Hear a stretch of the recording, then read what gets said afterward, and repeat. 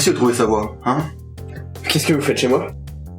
Tu es intéressé par les sciences, mais c'est trop vague pour choisir un métier. As-tu pensé à l'ingénierie? Mais vous êtes qui? Bonjour, je m'appelle Pierre. Laisse-moi te présenter le métier de l'ingénieur.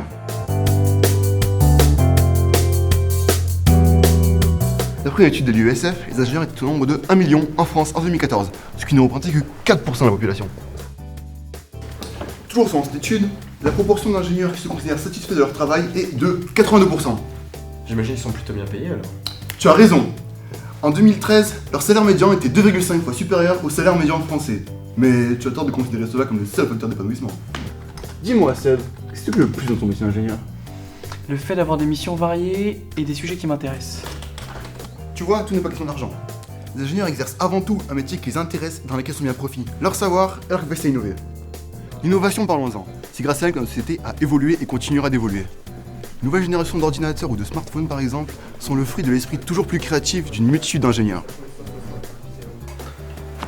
Mais c'est quoi concrètement le métier d'ingénieur? Très bonne question! Tu remarqueras que jusqu'ici, j'ai réussi à décrire les caractéristiques de l'ingénieur sans parler de son secteur d'activité. Eh bien, c'est parce que c'est un métier qui se retrouve dans énormément de secteurs.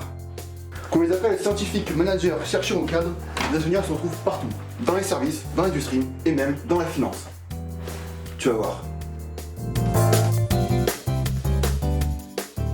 Ingénieur est devenu un mot très vague pour décrire un métier de plus en plus spécifique.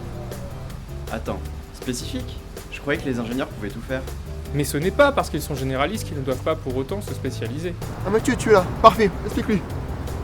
Même s'il y a des ingénieurs dits généralistes, derrière chaque projet ou derrière chaque produit complexe, il n'y a pas un ingénieur, mais une équipe qui ne s'occupe que d'une fonction particulière. J'ai du mal à suivre. Eh bien regarde-moi, je conçois des micros et des haut-parleurs électroniques, mais je serais bien incapable de faire le système qui permet de transmettre le signal audio, du moins pas avec ma formation actuelle. Pourtant, ces deux métiers ont l'air proches. Et ils le sont, mais ils sont tellement pointus qu'il est préférable d'avoir une personne pour chaque domaine de compétences. Mais si je me spécialise, ça veut dire que je ne pourrai jamais faire autre chose? Mais non, t'inquiète pas, tu peux te reformer ou te respécialiser à n'importe quel moment. C'est commun chez les ingénieurs.